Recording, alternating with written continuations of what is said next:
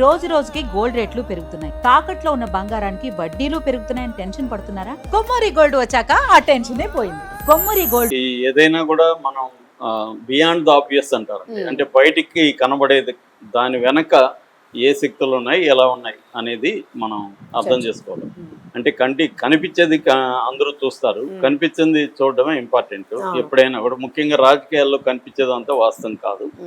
So ఇప్పుడు ఏంటంటే గత కొంతకాలంగా ఈ మధ్య కాలంలో లేని విధంగా తెలంగాణ ఆంధ్ర మధ్య ఒక వైషమ్య వాతావరణం సడన్ గా ఎరప్ట్ అయింది. ఎందుకు ఇది ఎరప్ట్ అయింది? ఇది మూలం అయితే నాగేశ్వరరావు. అంటే మామూలుగా బటర్ఫ్లై ఎఫెక్ట్ అనే ఒక థియరీ ఉంది. బటర్ఫ్లై అంటే ఎక్కడో బటర్ఫ్లై ఒక సీతాకోచిలుక రెక్కలాడిస్తే ఇంకెక్కడో ఒక తుఫాన్ రావచ్చు, ఒక ఉపద్రవం రావచ్చు అన్న ఒక థియరీ బటర్ఫ్లై ఎఫెక్ట్ అంటారు. అలాగే నిజానికి నాగేశ్వరుకి ఆంధ్ర తెలంగాణకి గొడవకి సంబంధం లేదు, కానీ అక్కడ స్టార్ట్ అయింది. సో దానికి కూడా కారణం మళ్ళీ వీళ్ళే, జనసేన వాళ్ళు కావచ్చు, తెలుగుదేశం మీడియా కావచ్చు, వాళ్ళే స్టార్ట్ చేశారు.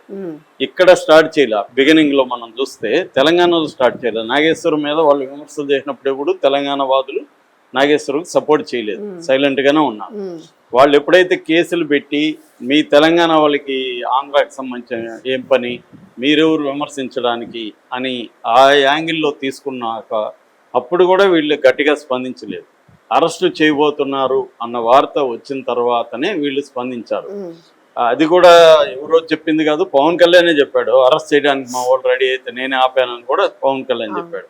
సో అదంతా వచ్చిన తర్వాత మీరు అంటే తెలంగాణ వాళ్ళు ఆంధ్ర వాళ్ళు విమర్శిస్తే అరెస్టులు చేస్తారా? ఆల్రెడీ ఒక జర్నలిస్ట్ని అరెస్ట్ చేసి కేసులు పెట్టారు. ఆ విషయంలో కూడా ఈ మొన్న నాగేశ్వరని సపోర్ట్ చేసిన అనేక మంది ఆ జర్నలిస్ట్ ఇంటికి కూడా పోయి సపోర్ట్ చేశారు. ఆ నేపథ్యం ఉంది.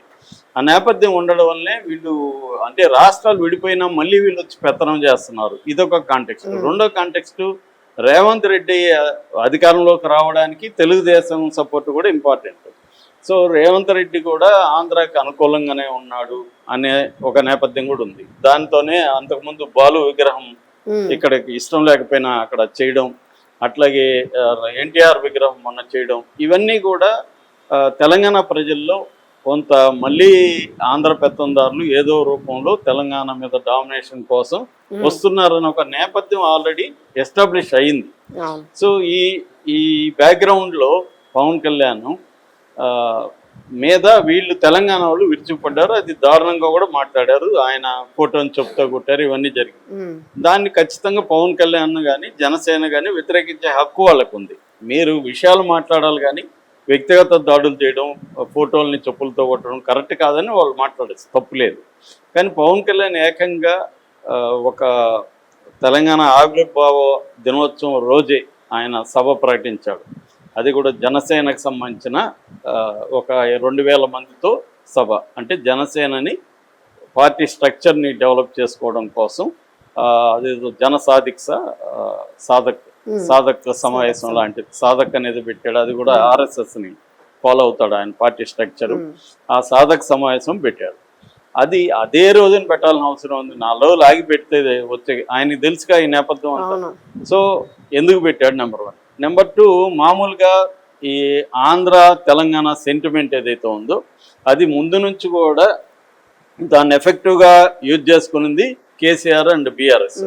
వాళ్ళు దాన్ని ఉపయోగించుకున్నట్టుగా ఎవరు ఉపయోగించుకోవాలి? యాక్చువల్గా ఫస్ట్ టర్మే కేసీఆర్కి వ్యతిరేకత వచ్చిన చంద్రబాబు గారు పోటీ చేయడంతో కేసీఆర్కి కలిసి వచ్చింది. మళ్ళీ చంద్రబాబు వస్తున్నాడు, మన తెలంగాణని మళ్ళీ వాళ్ళు ఇండైరెక్ట్ గా వాళ్ళ చేతులకు వెళ్ళిపోతుంది, ఎన్ని రోజులు పోరాడడం మనం, ఆ నెరేటివ్ తో ఆయన కేసీఆర్ అధికారంలోకి వచ్చాడు.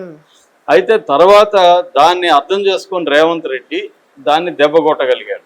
దెబ్బ కొట్టి రేవంత్ రెడ్డి అధికారంలోకి వచ్చినాక కేసీఆర్ కున్న బలాలు ఏంటి రేవంత్ రెడ్డి బాగా స్టడీ చేసి ఆ బలాల్ని తాను లాగేసుకోవాలి.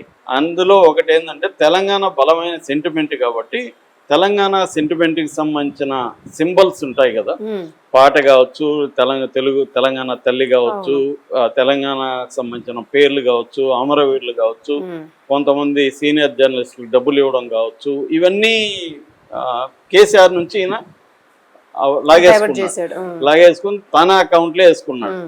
సో అది ప్రగతి భవన్ దగ్గర మొదలుపెట్టి అక్కడి నుంచి ఆయన దెబ్బ కొట్టుకుంటా వెళ్ళాడు. అందశ్రీకి అందశ్రీ పాటను పెట్టడం కానీ, తెలంగాణ తల్లి ఇచ్చేయడం కానీ, గద్దర్ అవార్డులు ఇవ్వడం కానీ, అట్లా తెలంగాణ ఐకన్స్ ఏవే ఉన్నాయో కేసీఆర్ కొన్ని విస్మరించిన వాటిని అంతా కూడా ఈయన తీసుకొని వీళ్ళకి ₹1 కోటి డబ్బులు ఇవ్వడం దగ్గర నుంచి అన్ని చేసుకుంటూ వచ్చాడు. అంటే ఒక రకంగా తెలంగాణ సెంటిమెంట్ మన కంట్రోల్లో ఉండాలి అన్న యాంగిల్కి ఈయన వెళ్ళాడు, ఎవరు రేవంత్ రెడ్డి. సో ఇప్పుడు ఏమైందంటే బీజేపీ ఇక్కడ 3 పార్టీల కూటమి ఉంది.